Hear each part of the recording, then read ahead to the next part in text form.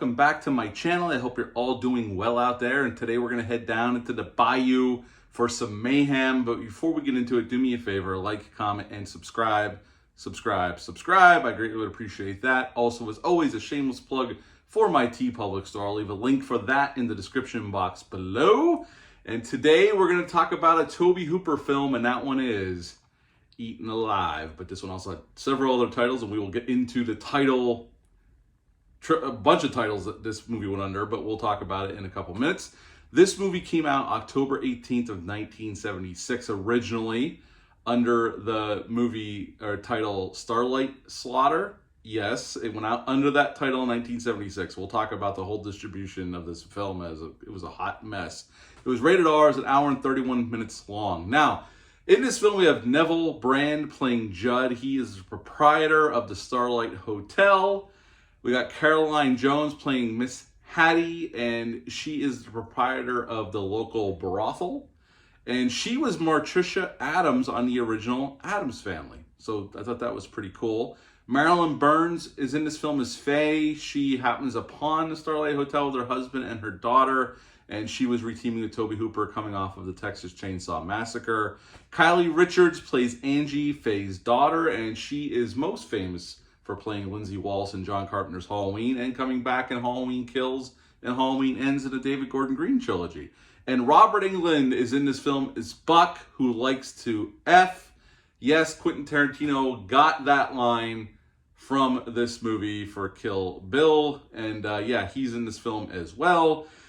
And Eaten Alive, or Death Trap as it was shot under, that was the shooting title of this film, and they changed it to the Starlight Slaughter to release it in 76. Basically what this film is a Southern fried acid trip horror movie, kind of like dreamlike qualities. It's basically about this old proprietor's hotel, the Starlight Hotel, Judd, who has an alligator off the side of his property. It's fenced in. And Judd has some issues, psychotic issues. And these people keep coming upon Judd's hotel, and a bunch of them meet their ugly fate because Judd is batshit crazy in all kinds of ways. And then finally, at the end of the film, Judd gets a taste of his own medicine. His own crocodile eats him, and that is the end of Eaten Alive. Very simple premise. It's insane, this film. I've only ever seen this once before. I picked up this Blu-ray from Arrow, which is a 2K transfer on this Blu-ray, and I gotta be honest, it looks really, really good. Compared to what I saw it on VHS way back in the day. This is a huge improvement for this film. So hats off to Arrow, who always does really great work. Now, this was a step up in budget for Tobe Hooper. This was a $520,000 to $600,000 budget. He was actually a director for hire here. The script had already been around when they approached Hooper to come out to Hollywood to shoot this film. And him and Kim Hinkle went out to Hollywood. Him and Kim Hinkle rewrote the script a little bit. And you could see more of Tobe Hooper's sensibilities here, especially. They said the original script was not what they ended up shooting. They did make some changes, although Hooper did clash with the producer several times and even walked off set a few times. So it was a very contentious shoot, for sure. What to like about this film? Well, Neville Brand as Judd he gives an insane performance, and he's great at it. He comes off as totally insane. I would describe his performance in all seriousness. I thought about this last night after watching this. His performance is like a mix of the hitchhiker and the cook from Texas Chainsaw Massacre. You get those moments where he's nice and gentlemanly, like the cook in Texas Chainsaw, and then he just goes insane. Like in a moment's notice, if somebody says something he doesn't like or acts a way he doesn't like, or to hide his crimes, he just goes off the wall like the hitchhiker in that movie. So his performance is almost a meld of the cook and the hitchhiker from Texas Chainsaw, at least in my eyes. And he gets the majority of the screen time. I mean, this is his movie for sure. Kylie Richards is good here as the young daughter. She's in it quite a bit because she gets away from Judd after he kills her father, and he ties up her mother to a bed, which is Marilyn Burns. And everybody's weird, though, in all sorts of ways in this movie. Judd's not the only one. Marilyn Burns and the guy who plays her husband, their relationship is weird. Like, they go up to this hotel room so her daughter could rest after seeing their dog get eaten by the crocodile. She's very upset, and Judd leads him up to this room. And they just start, like, the husband starts barking and acting weird, and even the wife's acting weird. Like, their relationship's really off the wall. So this kid was headed for trouble one way or another. For sure, if her parents continued to raise her the way they acted, it was just insane.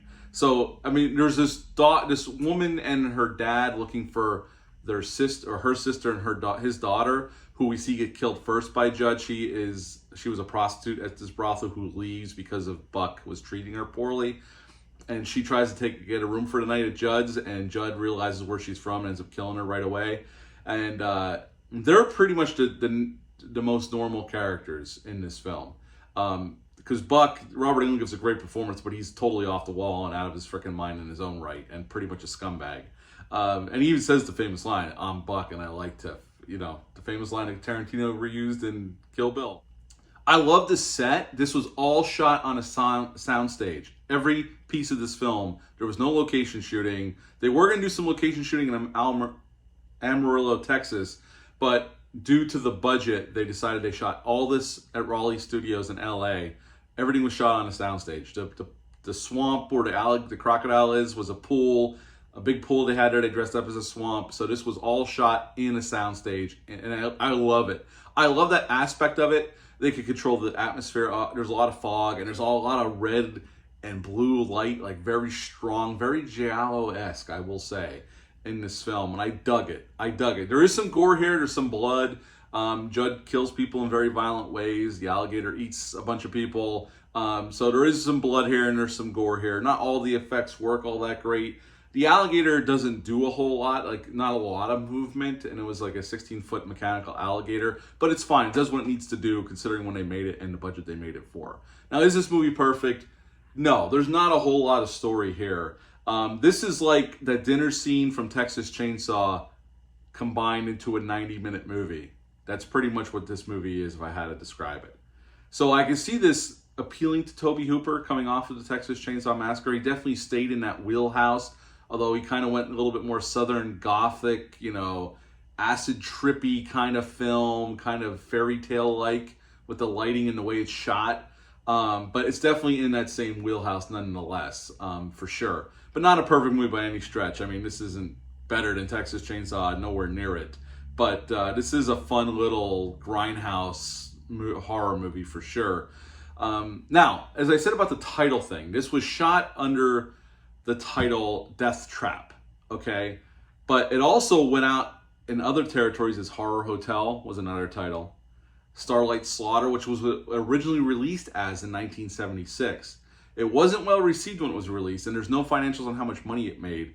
But then it was re-released by New World Pictures in 78 under Eaten Alive, and that title stuck through the home video release. But this movie went through several title changes, and there's no financials on how well it did when it got released at all. Only that it was mixed reviews for the most part, and it's kind of this little movie that kind of escaped, really.